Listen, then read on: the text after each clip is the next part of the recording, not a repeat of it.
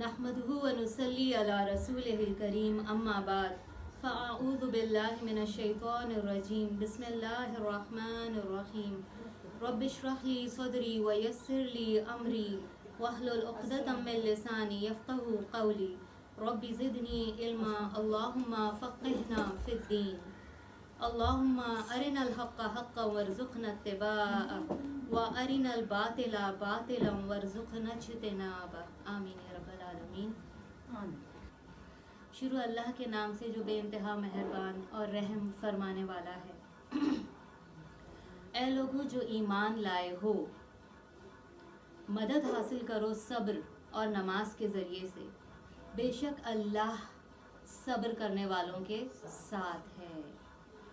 और मत कहो तुम उन लोगों को जो अल्लाह के रास्ते में कत्ल कर दिए गए कि वो मुर्दा हैं, बल्कि वो तो ज़िंदा हैं, लेकिन तुम्हें उनकी ज़िंदगी का शऊर नहीं। और अलबत्ता ज़रूर तुम आज़माए जाओगे खौफ से, भूख से, माल, जान और फलों के नुकसान से। और बशारत दे दो सब्र करने वालों को। वो लोग कि जब कोई उनको मुसीबत पहुंचती है तो वो कहते हैं कि हम तो अल्लाह ही के लिए हैं और हमें पलटकर अल्लाह ही के पास जाना है। यही वो लोग हैं जिन पर रहमतें बरसती हैं उनके रब की तरफ से और बरकतें, और यही वो लोग हैं जो असल में हिदायत पाने वाले हैं। अब ये मैंने आपके सामने सूरह अल-बकरा की आयत नंबर 152 से लेकर 157 तक इसकी तिलावत और इसका तर्जुमा पढ़ा। इन आयत में अल्लाह सुब्हानहू व तआला मुखातिब कर रहे हैं, या अय्युहल्लज़ीना आमनू, ए लोगों जो ईमान लाए हो। कौन है वो लोग, कहाँ बसते हैं जो ईमान लाए हैं? किसको अल्लाह ताला बुला रहे हैं, पुकार रहे हैं, निदा दे रहे हैं? ईमान वालों को। कौन है ईमान वाले? कहीं और बसते हैं? मैं हूँ, आप हैं, हम सब हैं ना। देखें, दुनिया में भी अगर कोई किसी को किसी का नाम लेकर बुलाता है, पुकारता है, तो हम पलट के देखते हैं ना कि मेरा नाम लिया गया, मुझे पुकारा गया। तो जब अल्लाह सुब्हानहू व तआला कुरान में हमें बुला रहे हैं, कुछ आयत ऐसी हैं जिसमें अल्लाह ताला कहते हैं या अय्युहन नास, ए लोगों। कोई आयत ऐसी है जिसमें अल्लाह ताला कहते हैं या अय्युहल काफिरून, ए काफिरों। यहाँ किसको बुलाया जा रहा है, किसका नाम लेकर मुखातिब किया जा रहा है? ईमान वालों। तो सऊदी अरब में एक तफसीर लिखने वाले हैं, उन्होंने एक किताब लिखी है निदाए रहमान। उसमें उन्होंने वो सारी आयत कोट की हैं जो या अय्युहल्लज़ीना आमनू से शुरू हो रही हैं। तो उन्होंने कहा कि जिस तरह दुनिया में तुम्हें कोई पुकारता है, नाम लेता है, तुम पलट के देखते हो कि हाँ मुझे बुलाया गया, मेरा नाम लिया गया है, तो ये मुझे कुछ कहना चाहते हैं, कोई काम बताना चाहते हैं, कोई इन्फॉर्मेशन देना चाह रहे हैं, तो क्या है, क्या काम है। हम ये आयत कुरान में अल्लाह सुब्हानहू व तआला की कितनी बार तिलावत करते हैं। जब जब कुरान पढ़ते हैं, इसको पढ़ते हैं और आम आयत की तरह से गुजर जाते हैं, कभी रुक कर उधर गौर नहीं करते कि मुझे बुलाया गया है, मेरे रब ने मुझे मुखातिब किया है। अगर मैं अपने आप को ईमान वालों की कैटेगरी में समझती हूँ तो अल्लाह ताला ने मेरे लिए अब आगे कोई ख़ास बात कहनी है, कोई मैसेज देना है, कोई बात किसी से रोकनी है किसी बात से, या कोई अहम नसीहत करनी है, या कोई हुक्म देना है, या कुछ ना कुछ मेरे लिए बहुत ख़ास मैसेज है कि मुझे पुकारा गया है। अब यहाँ जो अल्लाह ताला ने तमाम ईमान वालों को बुलाया, आगे क्या इन्फॉर्मेशन दे रहे हैं अल्लाह ताला, क्या बात बता रहे हैं?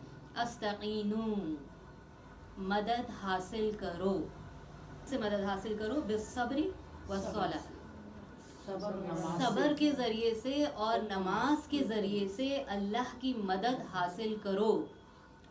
हमारी ज़िंदगियों में जब कोई मुसीबत आती है, तकलीफ़ आती है, बीमारी आती है, परेशानी आती है, हादसा आता है, कभी शैतान हमें ये सोचने देता है कि अगर अल्लाह सुब्हानहू व तआला ने मुझे कुरान में जो ये हुक्म दिया है कि जब भी कोई मदद की तुम्हें ज़रूरत हो तो तुम किस तरह मेरी मदद हासिल करो, एक सब्र, उसके बाद फ़ौरन नमाज। एक सहाबी थे, तो वो सफ़र के दौरान कहीं जा रहे थे, तो पीछे से एक कासिद आया और उसने उन्हें आधे रास्ते में रोका اور ان کو ایک خبر تھی کہ آپ کا کوئی پیارا رشتہ دار جو ہے اس کا انتقال ہو گیا، تو وہ فوراً اپنی سواری سے اترے اور انہوں نے 2 رکعت نفل ادا کی. تو جو آنے والا قاصد تھا اس نے کہا کہ میں نے تو آپ کو یہ بتایا ہے کہ آپ کے کسی رشتہ دار کا انتقال ہو گیا ہے اور آپ نفل پڑھ رہے ہیں. تو انہوں نے ارشاد فرمایا کہ کیا تم نے قرآن نہیں پڑھا؟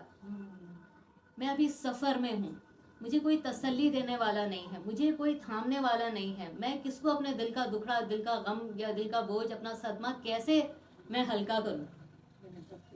تو میں نے اپنے رب کو پکارا، میں نے مدد حاصل کی ہے نماز کے ذریعے سے اللہ سبحانہ و تعالیٰ کی. پھر آگے اللہ تعالیٰ ارشاد فرما رہے ہیں کہ اگر تم یہ کام کر لو اے ایمان والو، مدد حاصل کرو تم کسی بھی پریشانی میں، دکھ میں، تکلیف میں، غم میں، تمہیں 2 کام کرنے. ایک، ذرا صبر کرو. صبر کا جو لفظ ہے یہ قرآن میں اللہ سبحانہ و تعالیٰ نے تقریباً 90 بار استعمال کیا ہے، اور یہ ایک ایسی نعمت ہے جس کے بارے میں حدیث موجود ہے کہ آپ صلی اللہ علیہ وسلم نے ارشاد فرمایا، کسی شخص کو، کسی نفس کو صبر سے بہتر اور صبر سے زیادہ وسیع عطیہ نہیں دیا گیا. یعنی اللہ سبحانہ و تعالیٰ کا ایسا عطیہ ہے جو اتنی وسعت رکھتا ہے، اتنی وسعت رکھتا ہے کہ اس کی کوئی حد نہیں. ہم دیکھیں جب قرآن میں بھی اللہ تعالیٰ سے صبر مانگتے ہیں تو دعا کیا کرتے ہیں کہ ربنا افرغ علینا صبرا، اے میرے رب انڈیل دے. افرغ کا مطلب ہوتا ہے برتن کو الٹا کر دینا، انڈیل دینا. تو جب کسی بھی برتن میں کوئی چیز ہے اگر آپ اس کو الٹا کر دیتے ہیں تو کیا اس برتن کے اندر کوئی چیز باقی رہتی ہے؟ الٹا کرتے ہیں سارا کا سارا آ جائے گا نا. تو حدیث میں کیا فرمایا کہ اس سے زیادہ وسیع عطیہ کوئی نہیں جو کسی کو دیا گیا ہو. یعنی جو صبر مانگتا ہے، کرنا چاہتا ہے، تو اللہ سبحانہ و تعالیٰ اسے عطا کرتے ہیں، اور اس طرح عطا کرتے ہیں کہ انڈیل دیتے ہیں صبر کو اس کے اوپر. اور یہ اتنی بڑی نعمت ہے کہ جس کو صبر مل جائے، آگے ہم پڑھتے ہیں کہ اس صبر کی نعمت کی وجہ سے اللہ سبحانہ و تعالیٰ کی کیا کیا غیب کے خزانے ہم پر کھلتے ہیں، اور صبر کرنے والوں کے لیے کیا کیا بشارتیں ہیں. سب سے بڑی بشارت تو اسی آیت میں اللہ سبحانہ و تعالیٰ نے دے دی کہ ان اللہ مع الصابرین، کہ صبر کرنے والوں کے ساتھ تو اللہ خود ہو جاتا ہے. یعنی ہم تو اس آیت کو ہمیشہ پڑھتے رہتے ہیں نا. ہاں، بہت زیادہ ہم نے یہ آیت سنی ہے، بہت زیادہ ہم نے اس کو پڑھا ہے، ان اللہ مع الصابرین. کسی کو صبر کی تلقین دینی ہوتی ہے یا تسلی دینی ہوتی ہے تو ہم برملا ایسے ہی کہہ دیتے ہیں، یہ نہیں سوچتے کہ ان الفاظ میں اللہ سبحانہ و تعالیٰ نے کتنی بڑی بشارت دے دی ہے ہمیں. تو سوچ لیں اگر وہ اسٹیٹ کا جو ہیڈ ہے وہ کسی کو آ کر کہے میں تمہارے ساتھ ہوں، تو آپ کے چوڑے ہوں گے کہ نہیں؟ آپ کہیں گے فلاں نے مجھے بول دیا وہ میرے ساتھ ہے، مجھے کسی کا ڈر کیا. آپ بڑے دھڑلے سے جو چاہیں گے وہ کریں گے کہ میرے بیک پہ ایک بہت بڑی پاور ہے. امریکہ اگر آج کسی ملک کو یہ بول دیتا ہے کہ میں تمہارے بیک پہ ہوں، اسرائیل کو بولا ہے نا اس نے میں تمہارے بیک پہ ہوں، جو چاہے کرو. وہ کیا کر رہا ہے؟ کوئی روکنے والا ہے اس کو؟ کوئی ٹوکنے والا ہے؟ بھرپور سپورٹ ہے اس کو، کیونکہ وہ سمجھتا ہے کہ دنیا کا سب سے زیادہ پاور اس وقت امریکہ کے پاس ہے. تو امریکہ کے بلبوتے پر اسرائیل کیا کچھ کر رہا ہے، اور ان کے بلبوتے پر ہمارے ملک میں بھی بہت کچھ ہو رہا ہے کہ جس کی بیک پہ وہ ہیں تو وہ جو چاہیں کریں، کوئی ان کو پوچھنے والا نہیں ہے، کوئی پکڑنے والا نہیں ہے. سوچیں کہ اللہ سبحانہ و تعالیٰ تمام شہنشاہوں کا شہنشاہ ہے. جب کوئی یہ بولتا ہے نا کہ میں وہ بادشاہ تمہارے ساتھ ہے، اس کا مطلب کیا ہے؟ اس بادشاہ کے خزانے بھی ہمارے ساتھ ہیں، اس بادشاہ کی فوجیں بھی ہمارے ساتھ ہیں، اس کے پاورز بھی ہمارے ساتھ ہیں. جب اللہ یہ کہہ رہا ہے کہ میں تمہارے ساتھ ہوں، یہ 2 کام کرو، 2 چیزوں کو کبھی مت چھوڑنا، بس صبر اور نماز. میں تمہارے ساتھ ہوں، یعنی اللہ میرے ساتھ. ہم نے کبھی اس پر غور ہی نہیں کیا کہ اس کا مطلب کیا ہے کہ اللہ کا میرے ساتھ ہو جانا. ہم بڑے اولیاء اللہ کو کہتے ہیں نا اللہ والے، تو اس کا مطلب کیا ہے کہ وہ اللہ کے ساتھ ہے، اللہ ان کے ساتھ ہے. تو ہر کوئی ہو سکتا ہے اللہ کے ساتھ اگر وہ یہ دونوں شرطیں اپنی زندگی پر اپلائی کرنا شروع کر دے. کیا؟